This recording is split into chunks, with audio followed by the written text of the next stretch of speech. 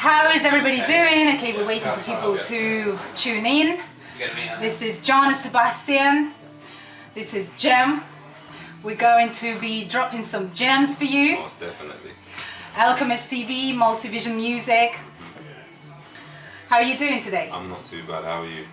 I'm great, thank you. Happy to be here with you today. Yeah. Thank you very much for putting me on your platform. It's a pleasure.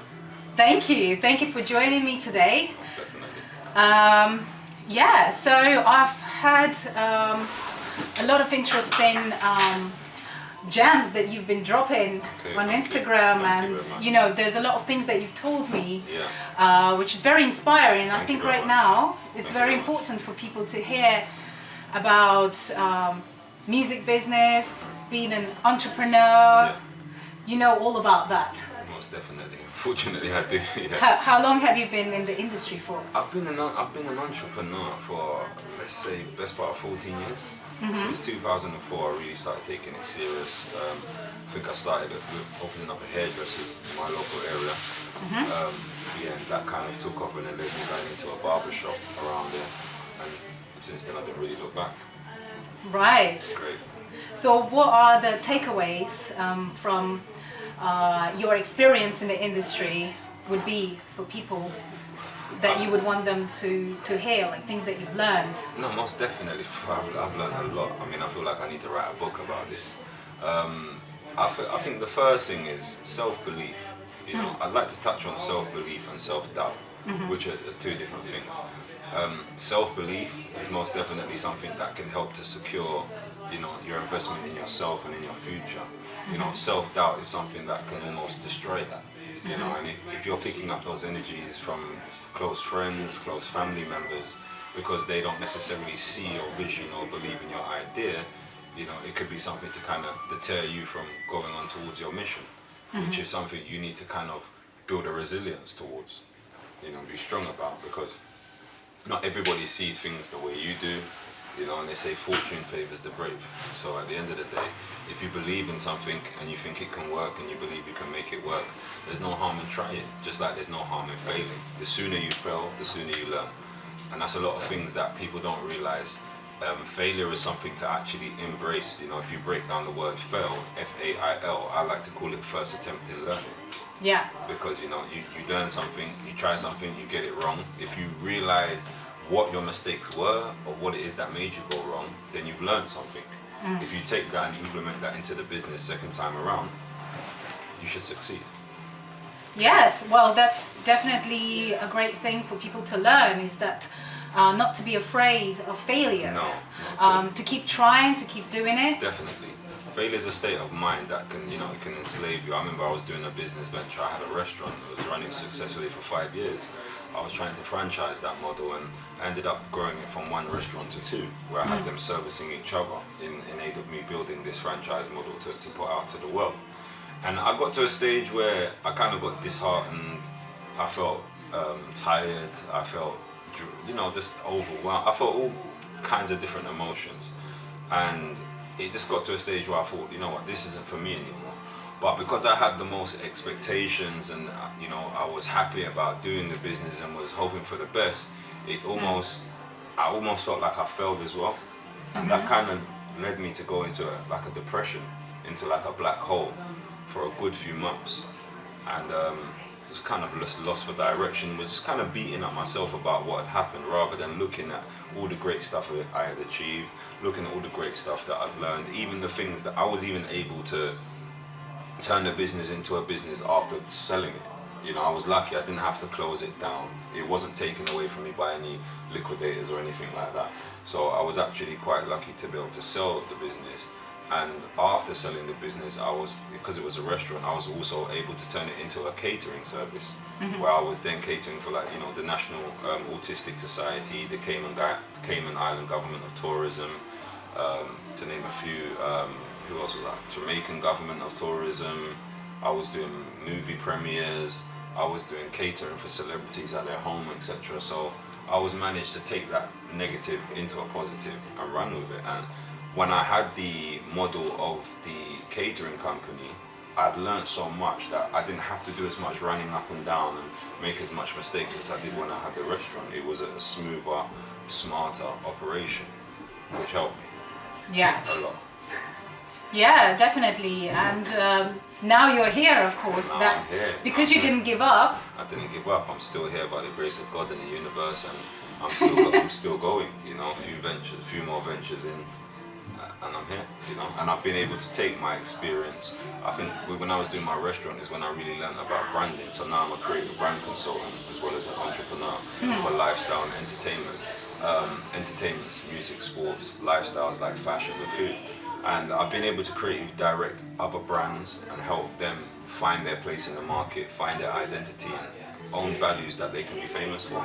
Yeah. So, you know, that's kind of, it's an interesting position to be in now, considering, and it's just like looking back at it, I managed to gain that experience from being in the restaurant trade when I wanted to brand my restaurant and turn it into the global franchise that I wanted to. I actually, you know, I paid for the branding, I went on a course, and a quick crash course for branding, and that is where I learned what it is to operate a brand, how to create a brand, and how to explain the values of that brand to the general public or consumer.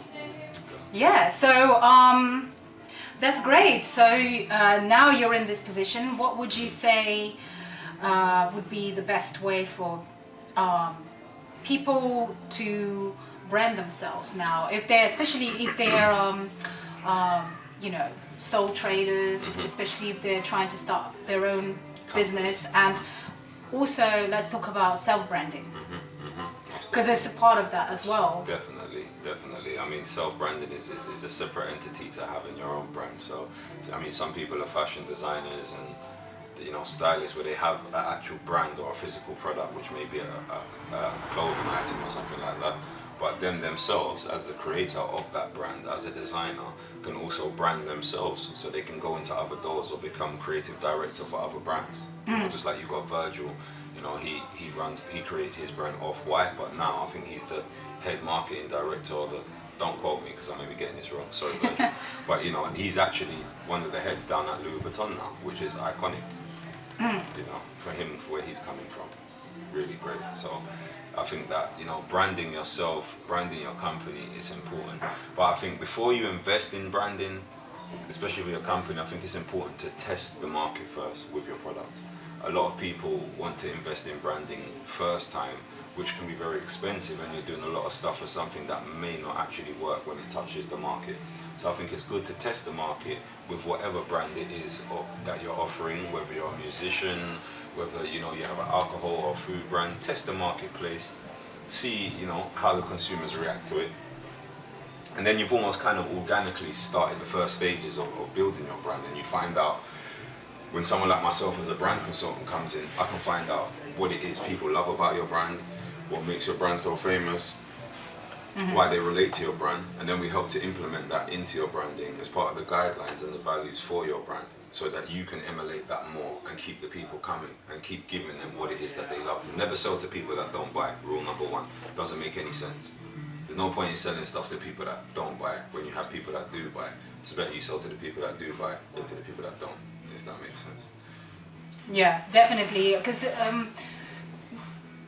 especially about 100 years ago, when the whole PR industry was in the beginning stages, in this era, you know, of technology information now,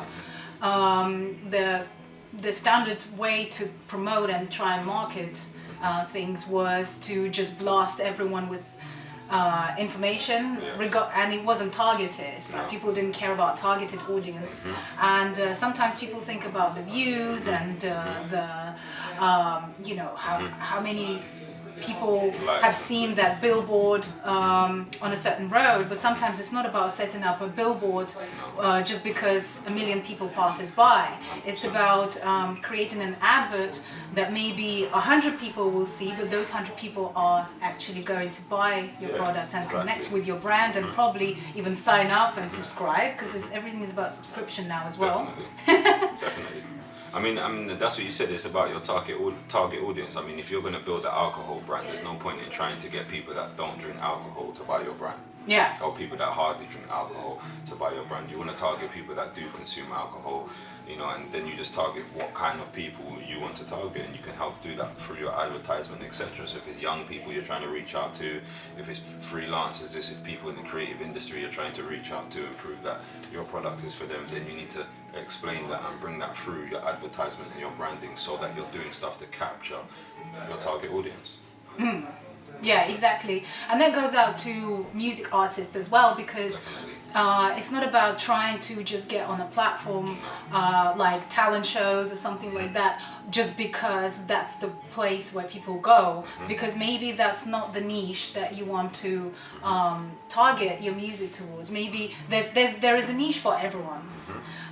There is always a listener for some type of music that's out there. It's just about realizing who they are and trying to find ways to get through to them. Most definitely. And maybe it's not even in this particular country, maybe you need to travel, maybe you need to go out to a different place. So yeah. No, I think you're right with that. I think with musicians, once you build your own cult following, you know, you have your actual fans that follow you and love you for your music, then the world is your oyster. You just need to be able to go around collectively finding out who these people are, how to get them to you, how to get your music to them, and the rest is history from there. Yeah, exactly. Especially with social media now, and especially with the way that we can connect with people from all around the world. And that can be also a part of your branding as well. Most definitely. That is a big part right now. Big part. I mean, one thing a lot of musicians don't have, which I try to encourage, especially most of my clients, you know, what we create for them, is bios. You know, you can't just, you're trying to deal with all of these big major companies, especially independent musicians that are trying to get their music playlisted or trying to get through to clothing brands, etc., DJs. People don't just want your music. They don't just want to hear the link to your music. They want to know a bit of your story. They want to know what you look like. They want to know what you're here for. So once you have a bio, which is, you know, a mini biography on yourself, it explains your journey, explains what you're about, explains what you're about to do, what you plan to do, and also there could be some kind of visual, you know, image attached to it as well, so people can get a look of what you look like, you know. It's true. Gone are the days when it was just the music that was sold by itself. So when people didn't know, even let's say in the 70s or 60s, a lot of the times people didn't even know who's the artist behind that song. They just knew the voice. But now, especially with social media, people want personal connection with artists. Definitely. And in fact, especially now, but at the same time, the music industry has gone like full circle, because the recording industry only existed for just over 100 years, as it is now, where the focus is about the product of the records. But before, for pretty much majority of history, it was about touring.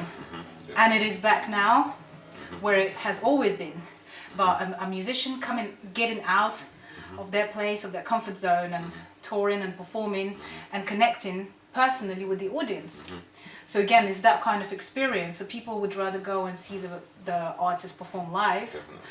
But then for them to be able to connect with them, they have to know a lot of the times their backstory, their biography. They want to know who they are. Why do they want to get out and travel to see this particular person outside of just vibing to their tunes? I mean, definitely. I think a lot of people relate to musicians now because of social media more as people than just their music. I think it helps that they can see some of people's day-to-day lives and realize that they're living a similar life to them. I mean, take away the glitz and the glamour for a minute, but you know, some musicians do actively post their problems or their issues, what they're going through, or you know, their family and stuff like that, so people can see that, okay, these people are normal people, you know, they still go through issues that we go through, they still have a family like, you know, we have, and yeah, I can relate to this person, or you know, this person likes the same football team as me, or we have something in common.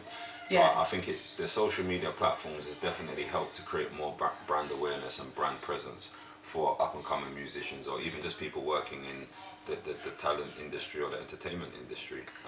You know, nowadays, I think influencers on social media sometimes have just as much leverage as musicians as well, you know, in terms of certain things. And I think it's quite good that social media has helped the music industry grow, and not just for the musicians, for the people outside of it, even for people like myself, to be able to run creative branding agencies, to be able to support musicians, to help create their campaigns and their assets for their campaigns, etc., and brand manage, you know, their content. So, you know, if the game had not emerged as it has, a lot of people would be out of a job, or maybe be working a 9 to 5 somewhere else, rather than happily doing what they do creatively and getting paid for it.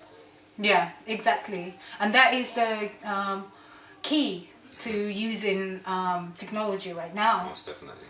I think it's a very good way to kind of, but it starts with self-belief anyway. It always starts with self-belief. If you don't believe in yourself, then it's hard. Shy boys don't get any biscuits. That's what I say. Shy boys don't get any biscuits. So if you about girls don't get any biscuits. Shy girls don't get any biscuits neither. So, you know, if you're trying to put your hand in the cookie jar, you got to be confident. That's true. You have to be confident in yourself, believe in your mission, believe in what you're trying to do, and you've got some projects coming up as well, isn't it? To do with helping people realize their potential. Yeah, most definitely. I mean, I just found that, you know, there's a lot of stuff that I do as an entrepreneur. There's a lot of fingers I have a lot of pies, sorry, I have my fingers in. And, you know, it's hard for me to even have a title. Do you understand what I mean? So yeah, creative brand consultant, entrepreneur, but there's so many other different titles that I could have. But one thing that I found that I've been given the gift to do is to motivate people.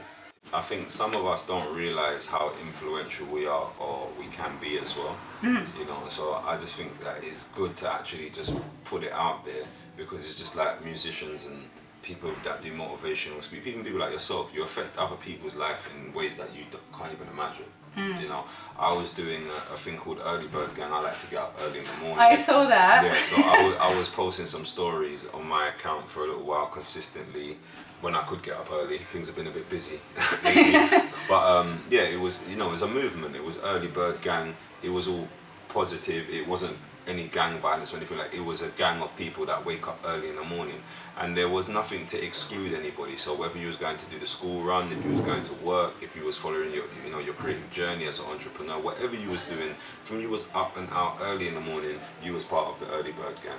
And what I realized is that a lot of people started interacting with me for these videos. So at first I was just putting them up myself, but even the reason why I started putting them up is because I was thinking, I'm really out here up in the morning, you know, trying to grind, trying to make things happen, you know, trying to bring the smallest side. Some things I'm getting paid for, some things I'm not getting paid for, some things are just a vision, you know, some things are charity. But at the end of the day, I'm up and I'm out, and the importance of the early bird catching the worms is a big thing, you know. Like they say make hay while the sun shines. Do you know what that reminded me of? That Early Bird Gang. I totally agree, because I personally actually get most of my work done starting early in the morning. I'm not the night type of producer.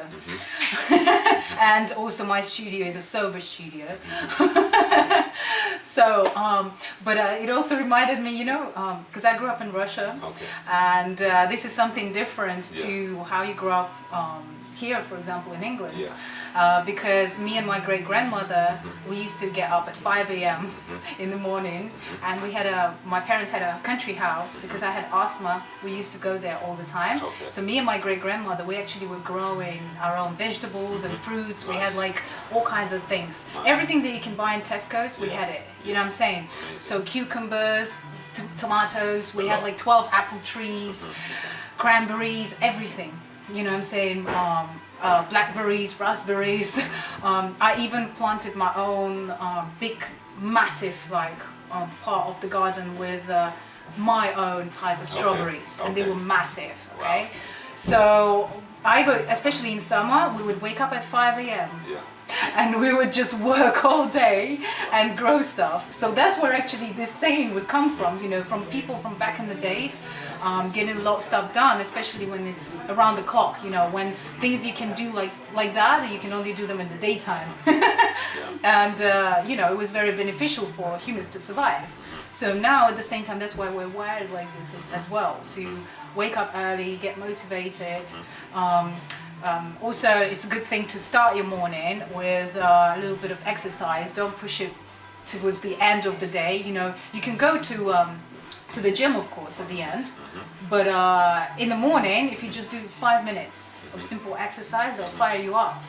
They'll help you energize yourself. Yeah, I find as an entrepreneur, my brain was always ticking as a visionary. The only time for me to actually switch my brain off was to watch something on the TV at night. I do not like TV. I'd have to go on Netflix and watch a movie just to kind of switch my brain off. I started doing meditation in the mornings. That was helping me filter a lot of the stuff that I was doing. But then I found that, exercise in the morning, it was a major part of the lifestyle that made me feel positive, that helped me deal with the day-to-day struggles of being an entrepreneur and the responsibilities that come with it, because let's be honest, it's not easy. It's not easy because, look, if you're an entrepreneur, you're your own boss. So you're responsible for your own... And others. And others as well. But there's nobody above you to tell you, hey, you need to do this, you need to wake up, you need to... this is the list that you need to make. This is your targets. You set your own targets. So you take on the full responsibility. That's the difference. And I feel like some people are scared of becoming that entrepreneur because they're afraid of taking that responsibility. Yes, most importantly, definitely. But I feel like, self-discipline is definitely the key. As an entrepreneur, you can't be in and out to, your issues or the stuff that, your weaknesses. You need to try and find people that can complement them. You can't be afraid to ask as an entrepreneur as well. That's another thing. If you haven't got the budget to employ people or to hire people's services, what you need, don't feel free to ask for help. Don't feel free to ask for support. Everybody needs that initial kickstart in the beginning. Everybody gets confused sometimes and overwhelmed with thinking, I need money to make businesses happen. Speaking about the egos. Yeah. Isn't it? Sometimes people get caught up with the ego. They don't want the genuine help. There's a difference between somebody trying to control you and offering this as help and trying to get a stake of your business because they can see there's potential. And there's another version when somebody could come and genuinely try to help your brand grow because it's beneficial and they just here to help. So sometimes I found that people can get caught up in their egos and they say it's just me against the world, no one else. I find that ridiculous. A wise man once told me, he actually asked me first, he said, what's the difference between a rich man and a poor man? I can't even remember what the answer was that I gave him, but it was wrong. He said it's information. Which is very true. Information is key and that is what helps you. So if you're trying to start a business, research, find out about the sector of business that you're trying to go into, find out who you need to know, find out who can help you. Try and research the do's and don'ts, because life is about experience as well, and this is why we're going back to, you can't be afraid to fail. Because, I feel like it's inevitable that you're going to come across a few failures in life or, a few stumbling blocks when you're on a journey to any form of success, business, but that's how you learn. You have to get back on the treadmill. If you get knocked off, if you stay off of the treadmill, it could be very detrimental towards your business and towards your own mental health.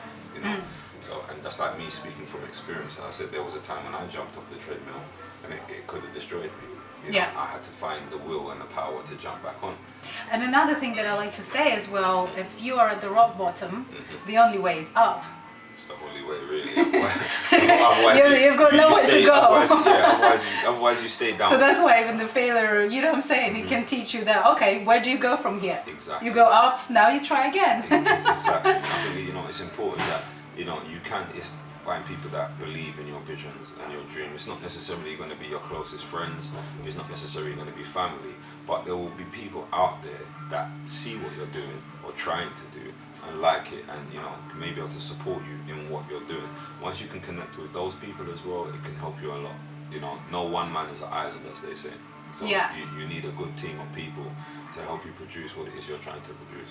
I find that also sometimes it's taking a more holistic approach as well, where advice could come from any place. You could literally take on the science as you go, because you could even get a piece of advice that is just one sentence from a man down the road, that you only see for 5 seconds. That person is just, I don't know, it could be even a cashier at your local store, and you instead of just saying hi, you just exchange a couple of sentences. Next thing, it could be something that would be changing, your perspective on a certain thing that could. So sometimes it's just keeping your eyes open, keeping yourself open to the world, because the world could be trying to transmit this information to you if you're tuned in like this. Most definitely. And then you can take that on and take every experience, because a lot of people are shutting themselves off majority of the day, and then they just walk in, you know what I'm saying, and just go in automatically. But this is a different kind of approach where you can literally take on every moment and take it in as a way. Yeah, I mean, like, I remember before when I was actually on one of my entrepreneurial journeys, and like a close friend of mine was just like, they knew I was on a mission to get somewhere, and because I wasn't where I wanted to be, you know, not complaining, but the things I was saying on the way to the mission, or I wasn't enjoying it, and they always used to say to me, enjoy the journey, like enjoy the journey on the way to your day. And I was like, what do you mean enjoy the journey? I want to do this, I'm trying to achieve this, the journey's going left. Do you understand what I mean? But you know, one day it suddenly dawned on me, and I was like, they're right, enjoy the journey, enjoy every moment of your journey to where you're going, the good times, the bad times, the hard times, everything. It's all character building, and it's all part of the story of where you're going to go, you know. And sometimes it's within your darkest moments where you see the light, and sometimes you need that to happen. There's a saying, they say pressure makes diamonds, and it's something that I've always believed in. Sometimes it's only until that pressure is applied, people really perform. Sometimes when there's no pressure, you know, we just do what we want to do. Exactly, because for example, in the self-help industry, there's a lot of this kind of fake positivity and fake happiness where they say you should never experience any type of stress. I don't think so. I think sometimes a certain amount of good stress can actually be helpful, because you're challenging yourself and you're trying to set goals. Without that, nothing's going to happen. You're going to just procrastinate, you know, and life is about, you know, definitely, you know, life is about, you know, boundaries and challenges, and it's about balance. So not everything can be good, and this is what you have to understand. When something bad's happening, something good can come at the end of it, and that's what happens at most of the time. So, you know, don't panic, don't curl yourself up into a ball and die. You know, just stay focused and just go ahead on your mission, and just believe, have faith. Faith has got a lot to do with it as well, and I don't mean like directly religious faith. If you are religious, then definitely hold on to your faith, but also just having faith in the universe, having faith in who you are, and just knowing that time is the master of all things. Yeah. You know, sometimes things don't happen before their time, and I think one thing that you touched on, you didn't say it in this way, but I feel like it's about being vigilant. It's about being able to see the signs, about being able to read the signs, whether it's people that come into your life, whether it's a letter that's come through the door, whether it's an opportunity, you know, see the signs and be able to read them, because that is what's going to help you go forward into where you need to go. That's actually what my label means, the name of my label, Multivision Music, which the name I came up with back in 2006, on the verge of 2007, and that's what it means, is that it's the time not for just tunnel vision, it's for the time for multi-vision, meaning that you have to be open, take in different information, because we are living in the information age, you know, the age of technology, so that's the way to go. Yeah, so yeah, dropping gems here. Yeah, dropping gems, most definitely. I mean, dropping gems, even that, it's a platform that I'm building, which is basically what we was talking about me dropping gems and more on the motivational side of things, more branded as well, you know, to show people what can actually be done from nothing, you know, turning it into something. So that's a talent, actually. Anybody can use billions and trillions to pay for stuff to be done, and then pay a team to create something. Anybody can do that. That's not talent. Real talent is to creating something from nothing. Definitely. From zero, from scratch, and building that up. That is talent. I feel like I've been doing that all my life. it's tiring, but yeah, it's definitely a gift, and you know, it's definitely rewarding once you've actually reached that goal. Whether it's, you know, even if it's not a financial reward, just the achievement of actually, you know what, this is something built from nothing. Yeah. You know, I started this with nothing. You know, I built this into something. You know, whether it's with the help of other people or by myself, and it's something to cherish. You know, every step of the way that you achieve, even one step, it makes you believe in yourself even more. Definitely. It makes you realize, okay, you're on the right path. Definitely, most definitely. I believe that. I'm a strong believer in that. Yeah, well, yeah, on that note, thank you so much for watching. Thank you very And we have touched on the topics about being entrepreneurs, being self-made, creative, visionary. That goes out to everyone out there. It doesn't matter what industry you're in. We just, obviously touched on music industry as well, but at the same time, it doesn't matter what you're doing. In every industry, there's a way for a self-made person. And I think it's the time now as well. That's the correct way to go. It's a great time to be alive. Yes, what a time. A lot of boundaries are being pushed, so it's good. Yes. Thank you so much. Thank you very much for having me. And thank you to the listeners and followers. One thing I'd like to leave people with, never forget, a fair exchange is no robbery. Tell them Jem's told you. Yes. Just in case of those of you that didn't hear it, fair exchange is no robbery. Remember that. Take care. Goodbye.